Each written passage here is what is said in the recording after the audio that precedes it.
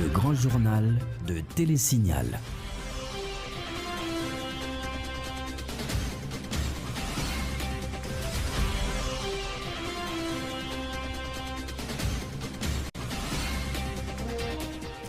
Bonjour, bonsoir à toutes et à tous. Bienvenue pour cette nouvelle édition du Grand Journal sur Télésignal.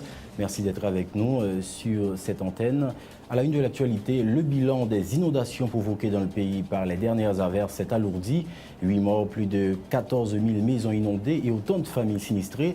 Le gouvernement mobilise 34 millions de gourdes pour apporter de l'aide. Le Premier ministre devrait visiter le département du Nord ce jeudi. Entre-temps, le ministre de l'Intérieur et des collectivités territoriales s'est rendu au chevet de la population du Nord ce mercredi. Reginald Delva en a profité pour appeler la population à la vigilance. Dans l'actualité également, bras de fer entre l'exécutif et le législatif. Le directeur général de la PNH a bourdé la convocation de la commission justice et sécurité du Sénat ce mercredi, pourtant déjà reportée à 2 reprises. Un geste interprété comme un manque de respect par la commission qui a fixé une nouvelle convocation au 19 novembre prochain. Le juge Lamar Bélizer n'a pas auditionné Odi Biron et Ronnie Timothée, membres de la FOPAC de l'opposition, comme prévu ce mercredi. Raison, la présence d'André Michel parmi les avocats des prévenus. Dans l'actualité également, la diaspora haïtienne aux États-Unis salue l'exploit de Ludmilla Bourdeau, la première haïtienne américaine républicaine élue au Congrès des États-Unis.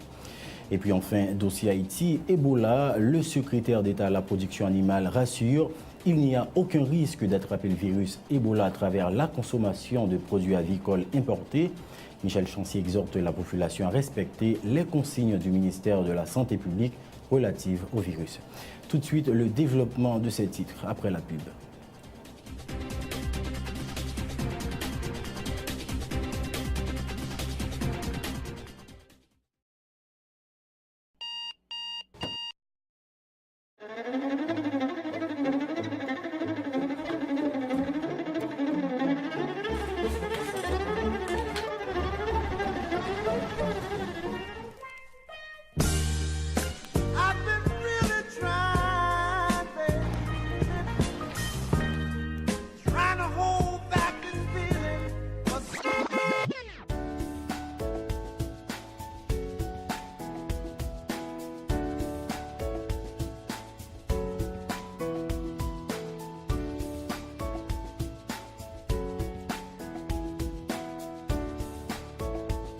Démaquillant, lotion après rasage et lotion rafraîchissante. Limacol, la fraîcheur de la brise dans une bouteille. Limacol est un produit de la Disprophar en vente dans tous les supermarchés et les pharmacies. Sous tête mon nou ak terre nou qui pi riche dans le pays d'Haïti, n'a besoin de café qui gen nam, c'est Rebol sien. Sorti dans grand danse pour arriver dans grand nord. Passer par plateau central, atterrir dans montagne Belancio, à toute l'autre zone qui produit café dans le pays, nous mettons bons outils, bonnes structures et surtout connaissance et confiance dans l'idée pour nous joindre plus bons résultats. C'est depuis notre cueilli grain café, passer notre traitement, que nous mettons bons gens contrôle pour nous joindre plus bonne qualité. Nous servons avec appareil moderne, dans sécher, séparer et puis trier café. 42 récoltes café nous sous tête nous là. Ben nous avons pile expérience dans causer traiter café. Volonté pour nous ba ou pi bon service chaque jour pi plus, exiger nous servir avec matériel sophistiqué qui respecte normes et principes avec différents mélanges nous yo. Sorti dans gourmet, de luxe, classique, rivé dans lipibon, dans chaque paquet, dans chaque tasse, Rebo pote pour vous pi bon goût café pays d'Haïti.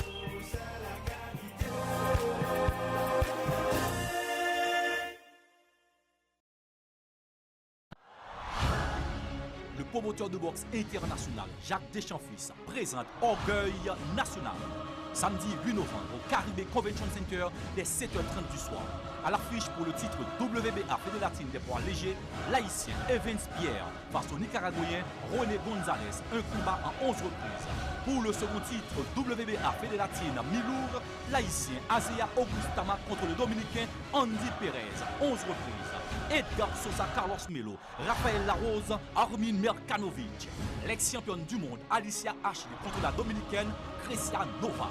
Samedi 8 novembre, dès 7h30 du soir, boxe internationale au Caribé Convention Center. Ce gala de boxe est patronné par la Sogeba, Maison Henri Deschamps, Séjourné Crème Soda, Prime Fitness, Romborg Bancourt, Optimum, Royal Oasis Hotel, Fondation Lucienne Deschamps, Caribé Hotel, Radio RFM et Premium Boxing Promotion. Admission $50.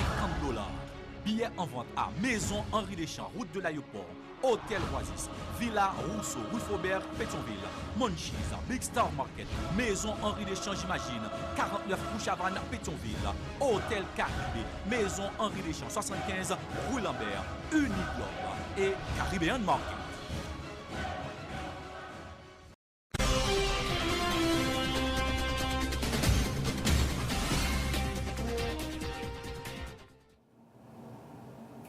Merci de votre attention et de votre fidélité. Tout de suite, le développement du journal.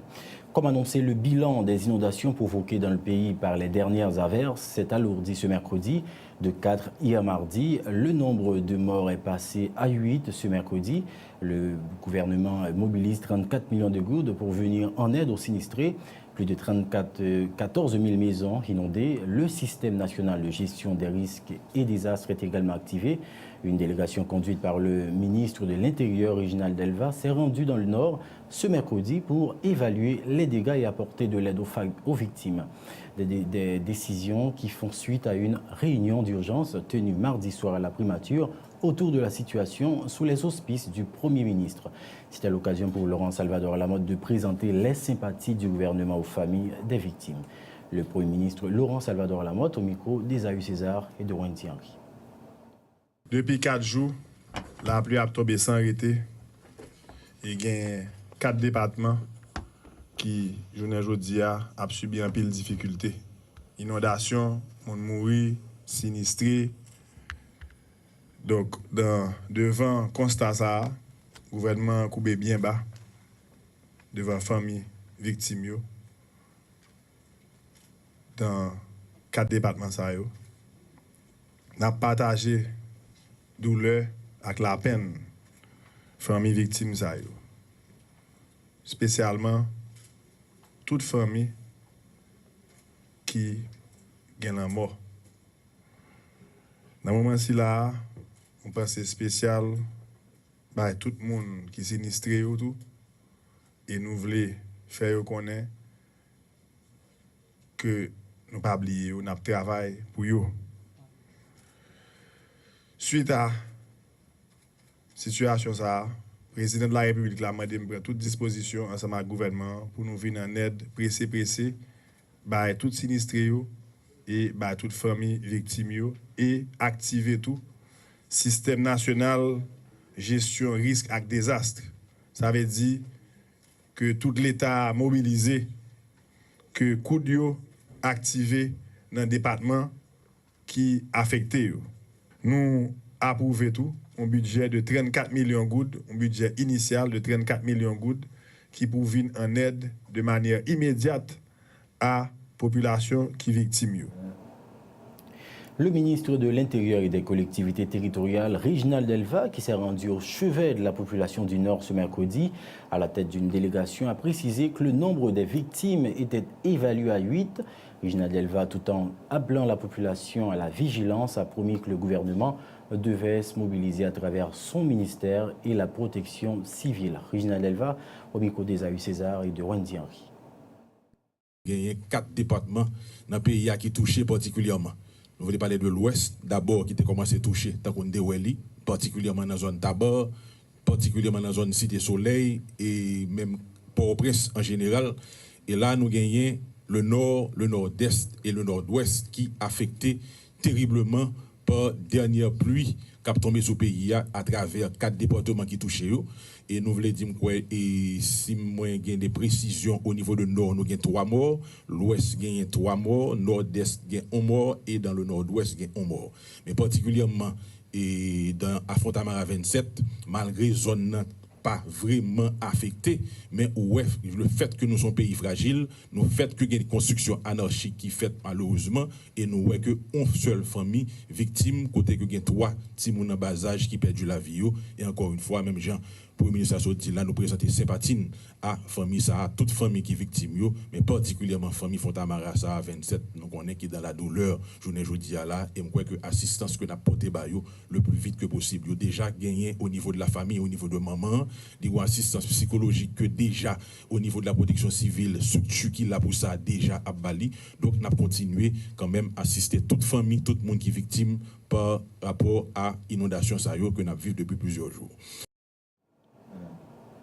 C'était annoncé en titre la séance de convocation du directeur général de la PNH, Godson Aurelius, au Sénat de la République, initialement programmée au 29 octobre, puis reportée à 2 reprises, n'a pas eu lieu. Comme fixé ce mercredi, le DG de l'institution policière a brillé par son absence, un geste que les membres de la commission justice et sécurité du Grand Corps interprètent comme un manque de respect. La commission sénatoriale a tenu une réunion ce mercredi dans l'objectif de lancer une nouvelle convocation au numéro 1 de la PNH le 19 novembre prochain. En ce sens, le président de la dite commission, le sénateur Pierre-Francky Exeus, promet d'écrire sous peu à Godson Aurelius pour lui tenir de cette nouvelle convocation. Le sénateur Pierre-Francky Exeus au micro de Dukenson Lazare et Yvon Seyid.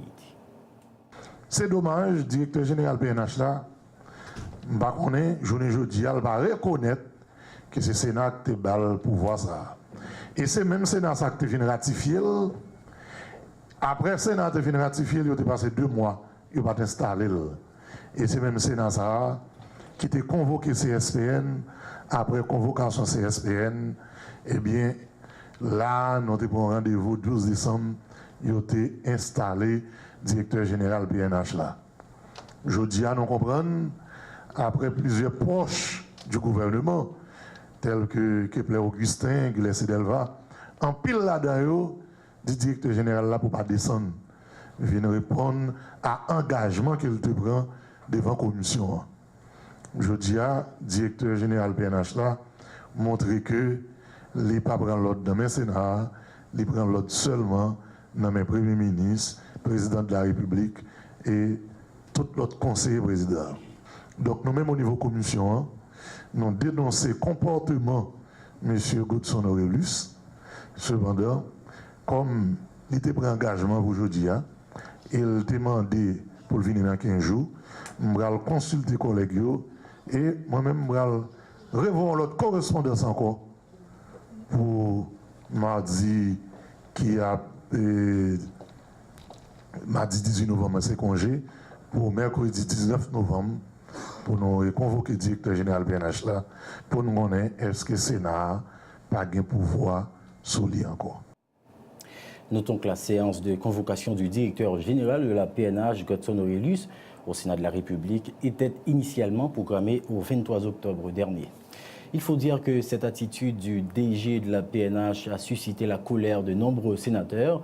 Aux yeux du sénateur Steven Ivenson Benoît, l'absence non motivée du directeur général de la PNH n'a fait que marcher sur les traces de ses supérieurs hiérarchiques, en particulier le Premier ministre, également le président du Conseil supérieur de la police nationale, CSPN, qui a déjà boudé à maintes reprises les convocations des parlementaires, déplore le sénateur. Steven Benoît indique que cela donne une idée des projets de l'exécutif pour l'après 12 janvier 2015, date à laquelle le Parlement sera dysfonctionnel. Le sénateur Steven Irvenson Benoît s'exprime au micro de Dukenson Lazare, Yvon Seyid. Et premier ça, pas oublié depuis 2 ans, je dis clairement que il ne pas mettre pied dans le Sénat parce que nous ne pouvons pas jeter. Il ne pas jamais mettre pied là. Et tout l'autre ministre depuis quelques temps leur convoqué, il ne pas mettre pied. C'est tout à fait normal. Mon en tête pas moi-même, ça ne pas mettre pied. Puisque supérieur hiérarchique du Sénat, je dis à lui clairement exprimé que lui-même tout, il ne pas respecter le Sénat parce que supérieur hiérarchique que le président de la République, que le Premier ministre à travers porte-parole, un seul langage, il a donné impatiemment 12 janvier pour parlementaires suspendre merde. Donc je dis à illustrer ça chef pour ça fait là, illustrer sa supériorité qui est en tête depuis longtemps, c'est que il pas capable pour Sénat dysfonctionnel ou peut-être disparaître. Donc, il n'y a pas de compte pour venir rendre là, moi c'est comme ça, moi, et madame de même dit président, pour qu'ils aient même provoqué les gens, parce qu'ils n'ont pas respecté nous. Et je dis, c'est une distraction parfaite que chef police l'a suivre l'ordre supérieur qui probablement modèle pas venu, ou remarquez que il pas écrit, parce que pour écrire, il faut pas un motif, il pas écrit. Semaine dernière, il était le sénateur John, il pas relé, il connaît le président, il pas relé, il connaît le président de la commission. Pour le sénateur Jean-Baptiste Bien-Aimé, le fait par le directeur général de la PNH de bouder la convocation de la commission justice et sécurité du Sénat traduit une fois de plus la volonté du pouvoir exécutif de vassaliser le Parlement. L'absence non motivée de Godson Aurelius ne vise qu'à réduire le Sénat à sa plus simple expression, regrette le parlementaire. Jean-Baptiste Bien-Aimé dit voir dans cette démarche le début de la dictature dans le pays. Les propos du sénateur Jean-Baptiste Bien-Aimé. Nation prend acte que nous en débit en dictature, tout bon vrai. Michel Martelly avec Laurent Lamotte, ils ont dit oui, ils voulaient établir une dictature dans le pays parce que nous, les ministres, pas répondre à la convocation du Parlement. Premier ministre, en 8 occasions, il pas répondre à la convocation ni à l'invitation Parlement. Ils voulaient seulement vassaliser l'institution parlementaire. Ils voulaient vassaliser le Sénat, gagner une résistance au niveau du Sénat de cette vassalisation.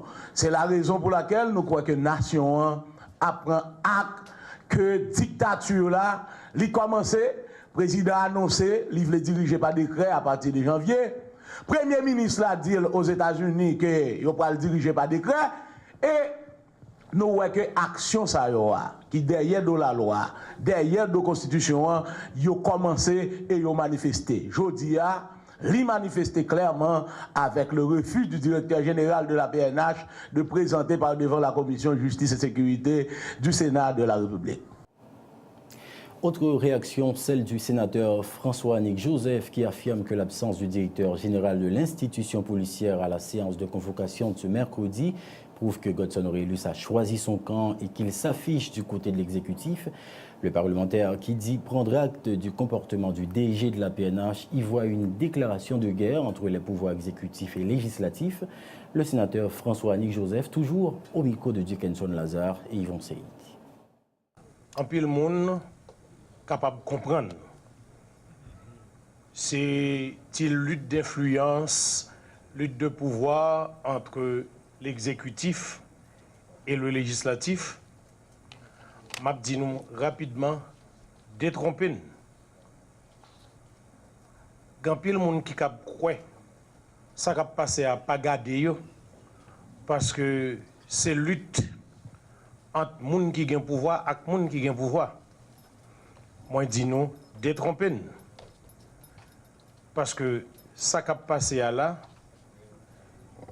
c'est bataille plutôt entre moun qui voulait brader nation, liquider, faire cadeau avec moun qui voulait défendre intérêt sak pipitio, sak pipovio en dans société noire.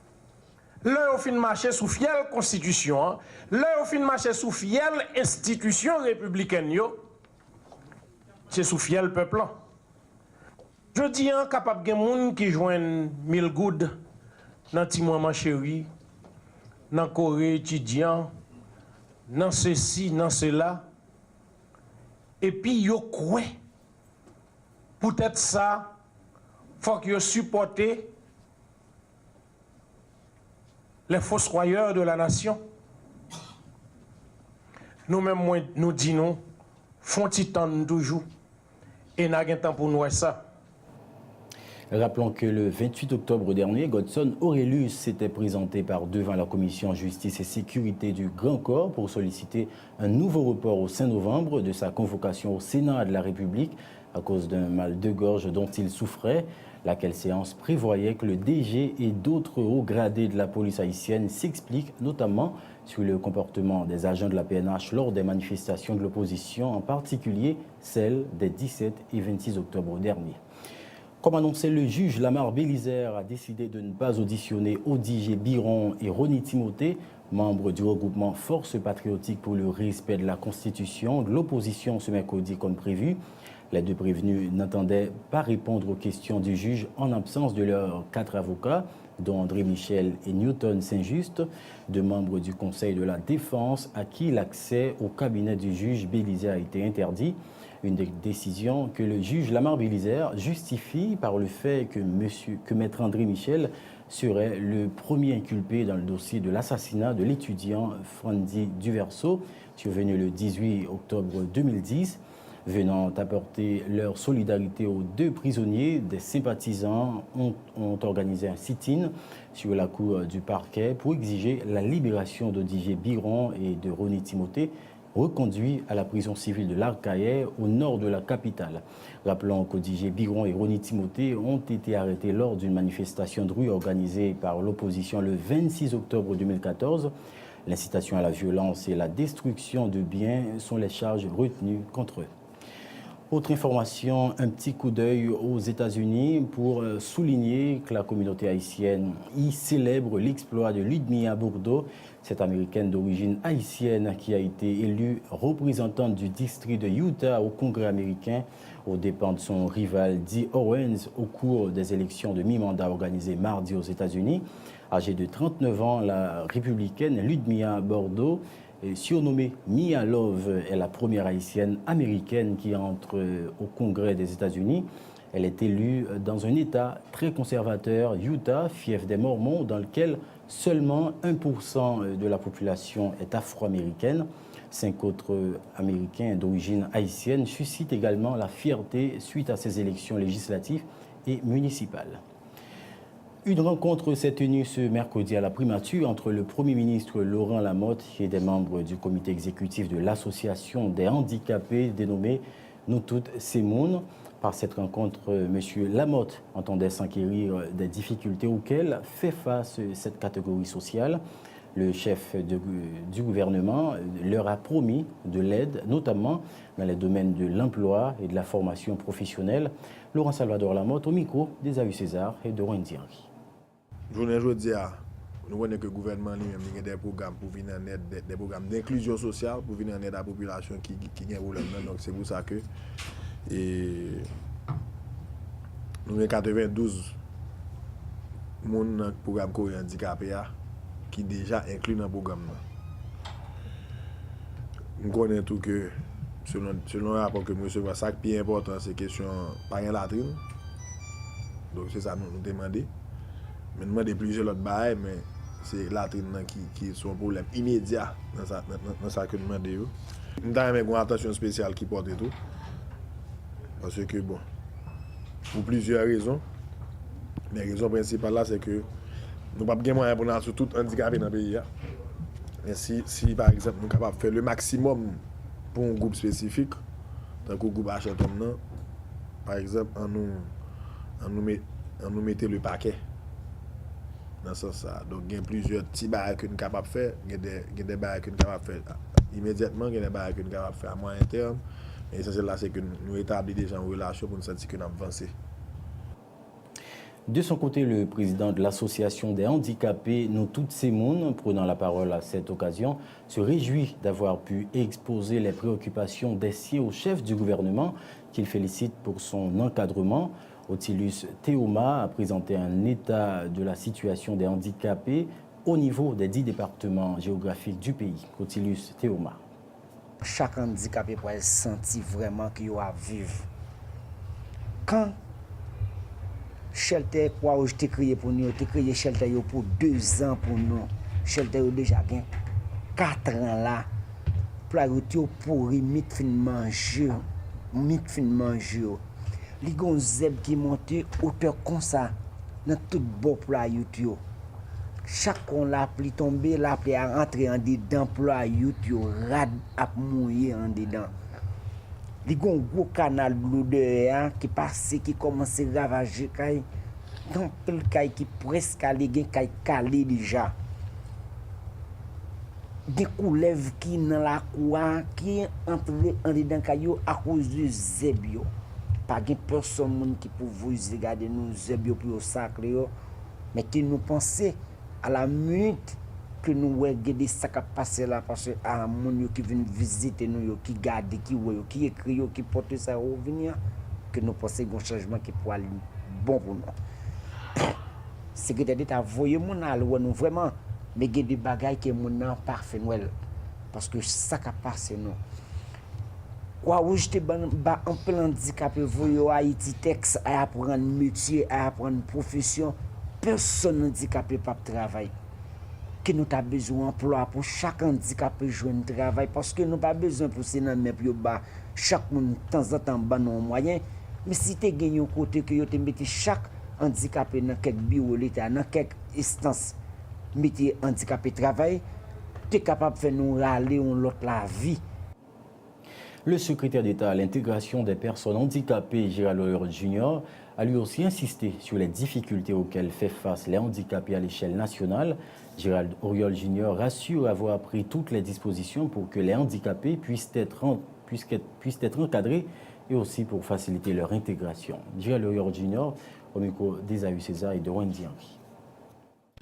Depuis que le président Martelly, avec le premier ministre Amor, fait appel avec moi pour moi jouer le rôle secrétaire d'État pour l'intégration des handicapés, le premier bail que nous avons fait, c'est mettre en place un point focal dans le bureau pour quand la piste. Parce que quand la piste, et depuis après 12 janvier, et regrouper un paquet de monde handicapé qui est en difficulté.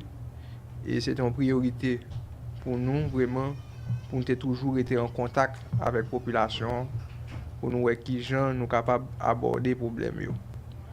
Donc c'est dans l'INSA que dans plusieurs initiatives que nous prenons, qui peut-être pas tellement médiatisées, mais qui étaient portées en support à la population. Avec collaboration FARES et également d'autres partenaires, de manière ponctuelle, nous donnons support à la population qui est sous camp. Mais il se trouve que le problème est multiple PM et je crois que le programme social aussi une possibilité pour nous capable de multiplier les efforts sous camp bon. Mais parallèlement, je pense que faut l'État essayer de joindre tout en solution à long terme.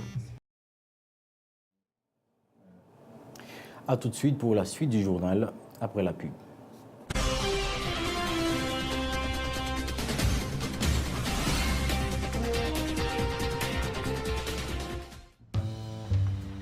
Ça n'a pas passé en bas du trou. Mais c'est ça, vous, monsieur? Ça a été là, il y a une bosse. On va au testail. Attention derrière, pas vraiment.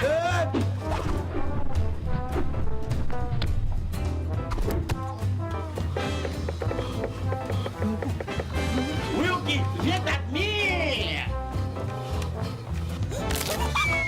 Oh! Nous correct. Nous devons grand-papa. Halbay. Canes Construction. Halbi. Canes Construction. Ah, ok. Canes Construction, entre un grand monde dans le game de Kairia. Nous vivons tout numéro 1. Bon prix, c'est nous. L'autre gagne Home Depot. Nous gagne Canes Construction. Nous sous plus terrain que toute l'autre yo. Bois, fer, ciment, céramique, peinture, électrique. Nous gagne cuisine tout pareil. C'est HL, Plaquel. Adresse nous tout dans la carte là, c'est nous. Canes Construction. Depuis on poursuit pas de l'autre côté. Canes Construction. Car la fin bâtie ou baisser meublé. Canes Construction. Oh, parking pour avion atterri. Les pères, viens ouais piste atterrissage, nous entendez? Posez, purti. Bonjour, je suis Daniel, je vis aux Caraïbes. Malheureusement, quand il s'agit de shopping, je suis toujours à court de choix. Par exemple, la recherche d'un cadeau pour ma copine, ou un lecteur MP3, ou même un casque. Grâce à eShopper Express, je peux maintenant faire mes courses en ligne. Les expéditions internationales de magasins en ligne étant si chères et souvent non disponibles. eShopper Express donne l'opportunité à ceux vivant hors des États-Unis de faire des emplettes comme s'ils y étaient. Il suffit d'aller sur le site www.eshopperexpress.com, ouvrir un compte gratuit et voilà, vous recevrez votre propre adresse aux États-Unis. N'oubliez pas d'utiliser votre adresse aux États-Unis pour tous vos achats en ligne. eShopper Express vous informera dès l'arrivée de vos colis chez eux par courrier électronique. Une fois votre colis arrivé, vous aurez la possibilité de demander l'acheminement immédiat chez vous ou à votre bureau, ou de mettre vos paquets en attente si vous en attendez d'autres. Vous pouvez alors demander la consolidation de vos paquets en un seul envoi. La consolidation peut vous faire économiser jusqu'à 50% sur les frais d'expédition internationaux. Incroyable! eShopper Express livrera vos colis à votre porte en quelques jours. Pas de soucis, pas de risque, pas de maux de tête. Pour plus d'informations, accédez à www.eshopperexpress.com. Vous travaillez pour construire votre avenir. Les fruits de vos efforts méritent d'être protégés. Tous vos investissements, chaque employé dévoué, chaque précieuse acquisition, aujourd'hui et pour les générations futures, un malheur est vite arrivé. Soyez prêts, car les conséquences pour vous peuvent être dévastatrices. Avec la AIC à vos côtés, vous pouvez affronter sereinement les surprises que vous réserve la vie. Retombez sur vos pieds. Inutile de tout recommencer. AIC est votre filet de sécurité. Vous créez la richesse, nous la protégeons.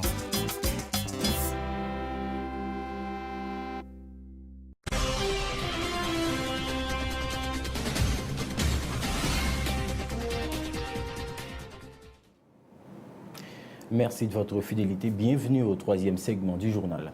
Comme annoncé en titre, il n'y a aucun risque d'attraper le virus Ebola à travers la consommation de produits avicoles.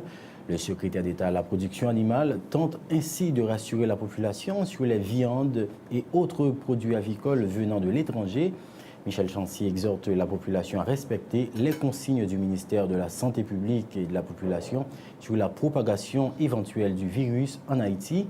Toutefois, précise-t-il, les risques de contamination du virus à travers la consommation de poulet de chair sont quasi inexistants. Michel Chancy était au micro de Tom Dumont et de Jasmin Denis.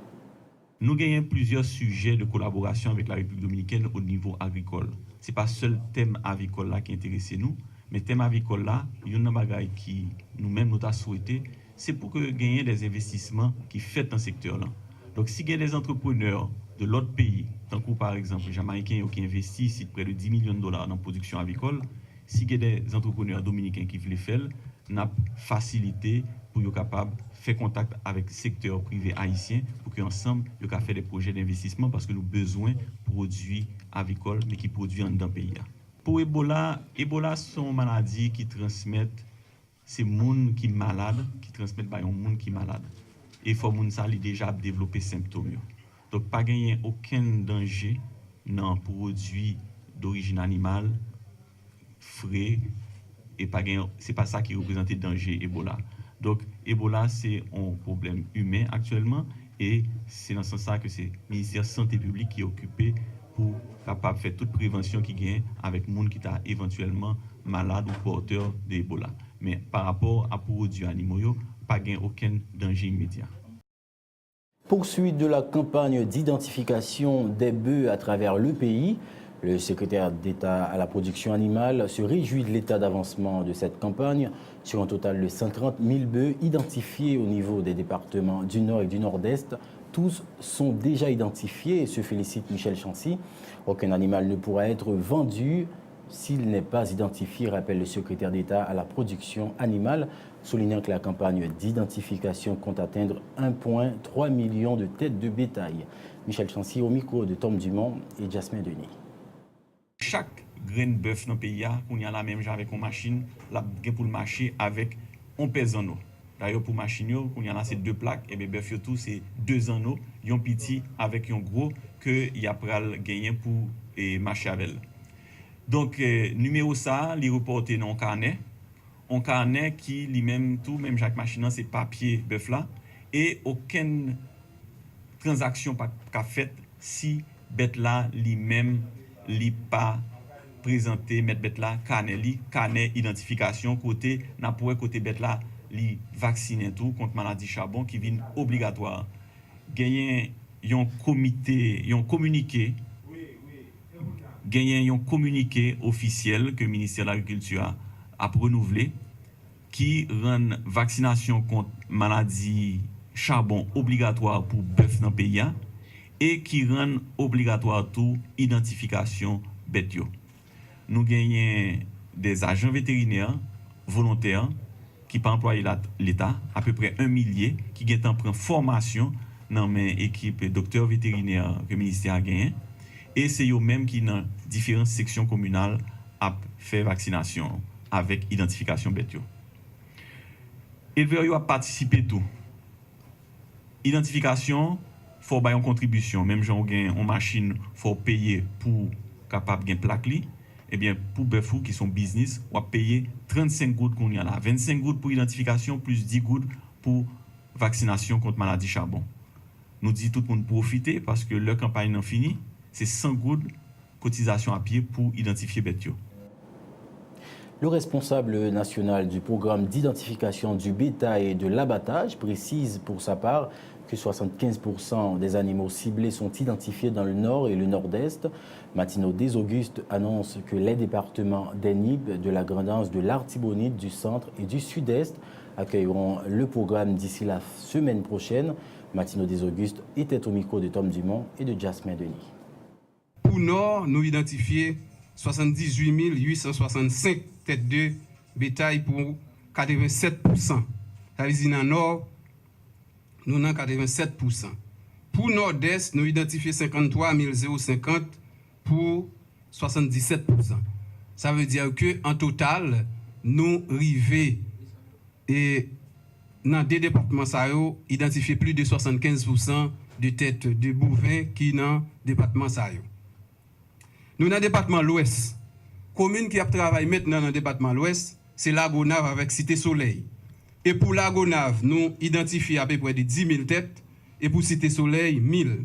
Ça veut dire activé maintenant. Nous avons 3 communes qui ont commencé la semaine prochaine.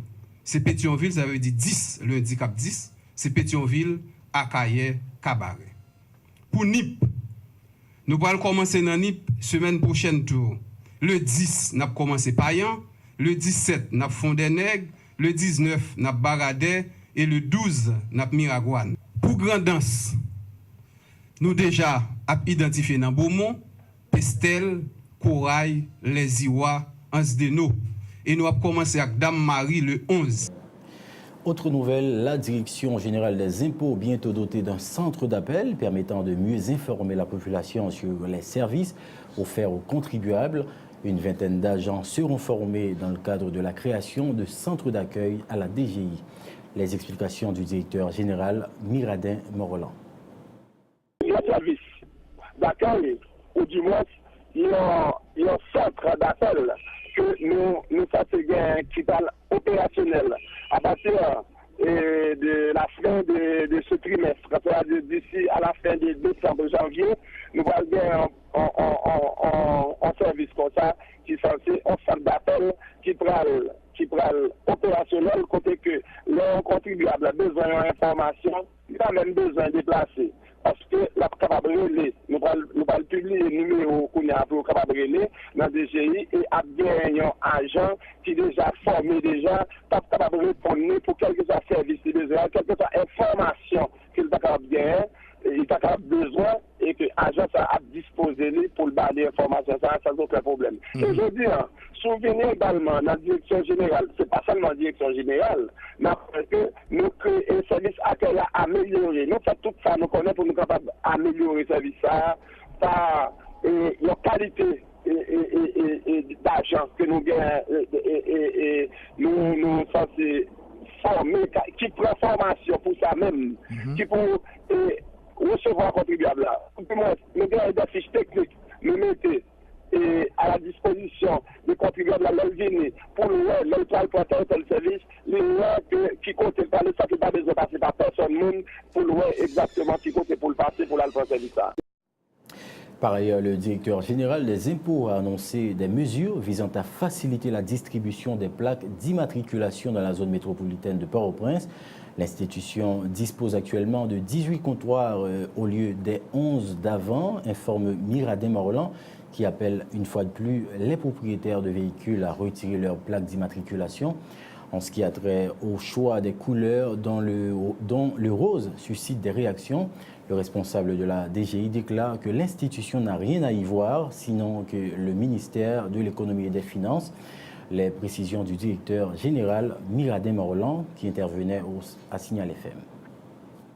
Et les circulations qui sont entre 60 à 67% plaques privées et publiques, côté que nous disposons, nous passons de 2 caisses à 5 caisses, nous passons de 5 comptoirs à 18 comptoirs à côté que l'opérateur de saisie, nous disposons, nous prêts automatiquement qu'on parle passer par phénomène que nous sommes cités tout à l'heure là, et nous même pas service là, ou un service là avec facilité. Ce n'est pas des gens qui fait commande plaque, ce n'est pas des gens qui choisissent qui qualité de plaque pour bailler, ce n'est pas des gens qui planifient qui couleur de plaque pour bailler. Moi, après couleur, ça va vraiment banaliser parce que couleur, pour qui ça nous oblige en plaque bleue, pour ça nous oblige en plaque verte.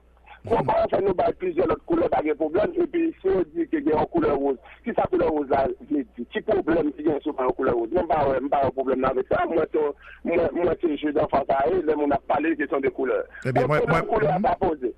Il suffit que nous mettions plaques à la disposition contribuable là, son produit que nous pour nous vendre dans DGI nous-mêmes, en tant que direction technique déconcentrée du ministère de l'économie et des finances, c'est le ministère des finances qui fait commande, qui va nous produire pour nous vendre. Même pas rentrer là-dedans, la question de dire que la question des couleurs.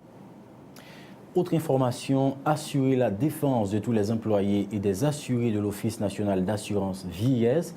Telle est la principale mission du nouveau comité syndical élu à l'ONA. Grèves, manifestations, pétitions sont entre autres actions que les membres sont disposés à entreprendre si la situation l'exige, a encore le président du syndicat. Toutefois, Jean-Luc Bien-Aimé se dit prêt à travailler en collaboration avec le directeur général de l'ONA. Les propos de Jean-Luc Bien-Aimé recueillis par Ephésien Mathieu. Le CONA est chargé d'assurer la défense collective et individuelle des intérêts de tous les employés de l'ONA et des assurés de l'ONA. Par le biais de ses délégués, il assurera un rôle de communication important au sein de l'ONA en transmettant aux salariés les informations obtenues lors des réunions des organes paritaires divers ou encore en les informant sur les droits individuels. En cas de conflit avec la direction générale, le CONA défendra les intérêts des employés de l'ONA. Sorte d'action de protestation, grève, manifestation, pétition au regard du Code du travail. Dans le cas des conflits individuels, il peut accompagner les employés à des entretiens, défendre les intérêts auprès des instances hiérarchiques, les soutenir en cas de litige, débouchant sur une procédure judiciaire. Le CONA est aussi l'acteur du dialogue social entre l'État, la direction générale et les employés.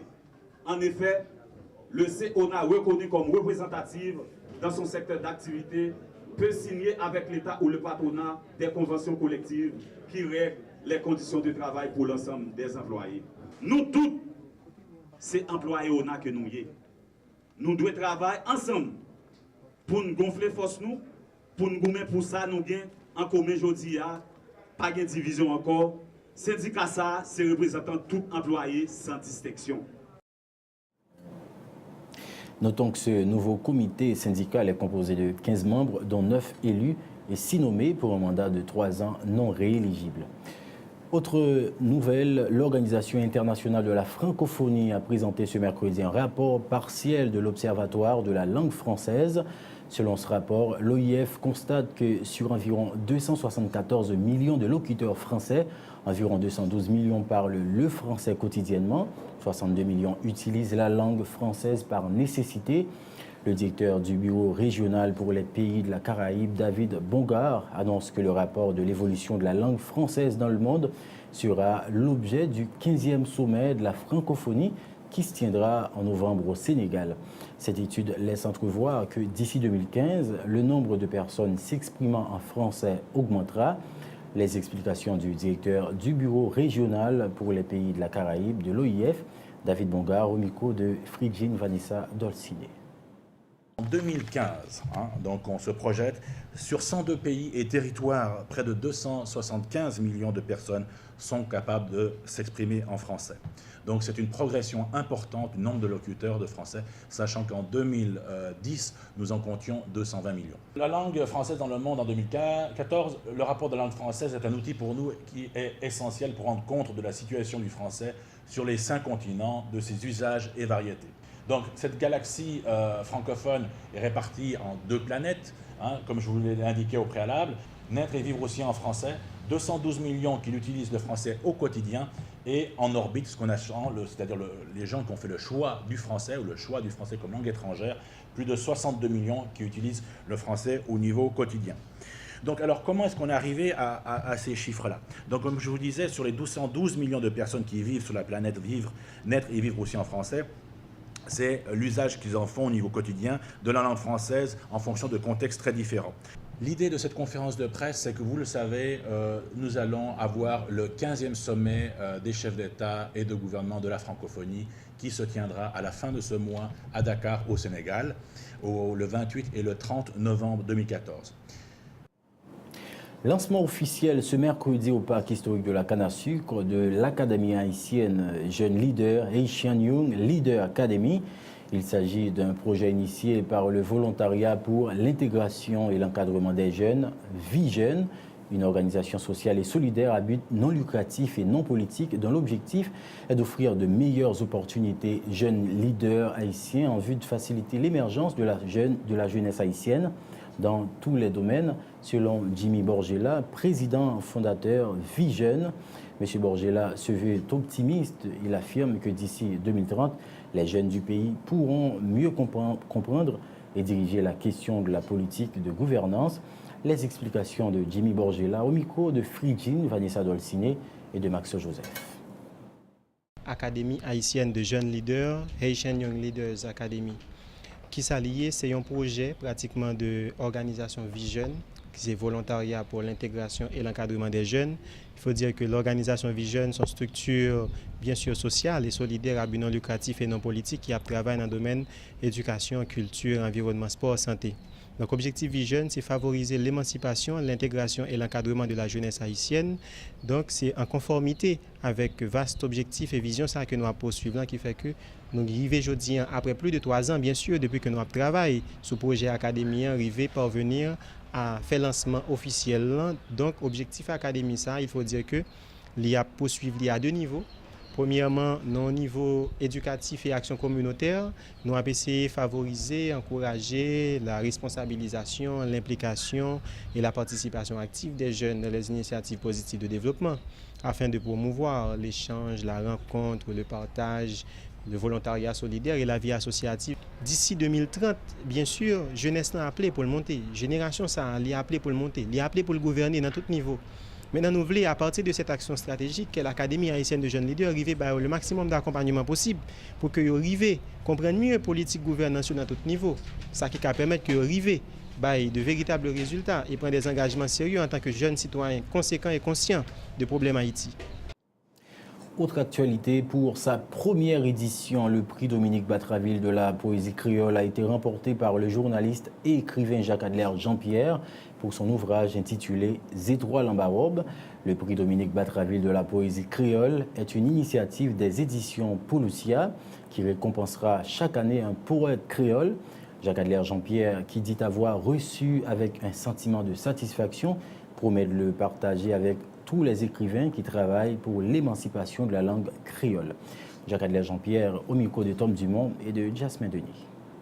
C'est l'édition Poulousia qui fait prix ça, qui mettait prix à sous pied dans le sud-est, dans Jacmel, pour tout le monde qui travaille sur langue créole là, mais en particulier sur poésie comme genre. Et tu as plusieurs autres auteurs qui écrivent en créole, même j'avais qui ont participé dans le prix. Bon, chance pour moi, bon, pas par chance, mais mauvaise chance pour l'autre. Et heureusement pour moi, c'est même qui prend prix avec un livre qui est Les Étoiles en Barobe. Les Étoiles en Barobe, c'est un livre qui paraît dans la plus grosse maison d'édition en Haïti, qui est C3 Éditions. C'est Fred Boutus qui a dirigé l'édition ça dans Pétionville. Ça qui marche avec Priant, premier bail, il a fait une belle soirée pour te remettre mon Priant. Fait une belle soirée, j'étais content, moi en pile les jeunes garçons, jeunes femmes dans Jacques Mel qui a dansé toute qualité de danse, qui danse traditionnelle et qui danse moderne tout, et ils font un alliage vraiment des femmes qui étaient vraiment intéressant. En côté, nous joignons en troupe qui danser danse traditionnelle vaudou, mais dans un style vraiment moderne. Où ils mélanger vaudouan avec la modernité à travers la danse, ça a intéressé mon pile. Et puis l'autre bail, après belle soirée ça, l'autre bail qui est intéressé, alors qui gagne un prix, c'est $500 américains. Il y a moins pour prix ça. Et c'est la première fois, mais pour ça m'écrit comme poète, pour ça m'écrit comme poème, moi je joue $500 qui récompensent. Toujours dans le chapitre culture, la 11e édition du Festival des Quatre Chemins, c'est du 24 novembre au 5 décembre prochain autour du thème « Faisons tomber nos ruines ». Beaucoup d'activités sont prévues à l'occasion. Le directeur artistique des Quatre Chemins, Guy Junior Régis, indique que le lancement aura lieu au ministère de la Culture au Champ de Mars. Le poète et dramaturge Cito Kavé sera l'invité spécial du festival. Guy Junior Régis, au micro de Tom Dumont et de Jasmin Denis. Nous suspendons la question festival seulement. Nous créons une association Quatre Chemins, qui gagne dans le programme ni résidence artiste pendant début d'année, entre que nous avons lancé en janvier. Ensuite, en deuxième moment, côté artiste a bien créé, ça va le faire. Et puis, troisième moment, Quatre Chemins. Festival Quatre Chemins, qui c'est événement qui est beaucoup plus connu que nous organisé dans le cadre de festival là. Année ça, il est important pour nous travailler sous deux bails. Un, c'est à joindre des créateurs de l'autre côté qui vont venir, donc il y a des Belges, il y a des Canadiens, il y a des Suisses, il y a des Guadeloupéens qui peuvent venir croiser avec les créateurs là. Et le thème nous, c'est faisons tomber nos ruines. Ce n'est pas un thème que nous lançons pour nous dévorer le spectacle, c'est plutôt ligne artistique, nous avons ça, un éditorial qui expliquait toute ruine nous avons faire tomber, toute devoir de mémoire nous avons faire un spectacle qui est assez clair sur ça, c'est l'éternité de Madame R, qui est un spectacle sur Duvalier. Et puis l'autre bail que nous avons institué dans le cadre 4 chemins, c'est qu'il y a un invité spécial. Cito Kavé, qui est le plus grand dramaturge contemporain haïtien vivant, parce que j'ai écrit plus de 20 pièces de théâtre. La majorité n'a pas publié. Et c'est autour de monsieur. Nous avons fait un spectacle spécial avec Cito. Ils ont un spectacle les chantons chansons Cito dans Le Villat pour seulement 1000 goudes. En fait, 1000 goudes, c'est pour aider nous collecter pour justement tout de suite après nous commencer l'activité. À présent, le rappel des titres de l'actualité. Le bilan des inondations provoquées dans le pays par les dernières averses s'est alourdi. 8 morts, plus de 14 000 maisons inondées et autant de familles sinistrées. Le gouvernement mobilise 34 millions de gourdes pour apporter de l'aide. Le Premier ministre devrait visiter le département du Nord ce jeudi. Entre-temps, le ministre de l'Intérieur et des collectivités territoriales s'est rendu au chevet de la population du Nord ce mercredi. Reginald Delva en a profité pour appeler la population à la vigilance. Bras de fer entre l'exécutif et le législatif, le directeur général de la PNH a boudé la convocation de la commission justice et sécurité du Sénat ce mercredi, pourtant déjà reporté à 2 reprises. Un geste interprété comme un manque de respect par la commission qui a fixé une nouvelle convocation au 19 novembre prochain. Le juge Lamar Bélizer n'a pas auditionné Didier Biron et Ronnie Timothée, membres de la FOPAC de l'opposition, comme prévu ce mercredi. Raison, la présence d'André Michel parmi les 4 avocats des prévenus. La diaspora haïtienne aux États-Unis salue l'exploit de Ludmilla Bourdeau, la première haïtienne américaine républicaine élue au Congrès des États-Unis. Et puis enfin, dossier Haïti-Ebola, le secrétaire d'État à la production animale rassure, il n'y a aucun risque d'attraper le virus Ebola à travers la consommation de produits avicoles importés. Michel Chancy exhorte la population à respecter les consignes du ministère de la Santé publique et de la population relatives au virus. C'est la fin de ce journal. Merci de votre attention et de votre fidélité. Très bonne suite de programmation sur Télésignal.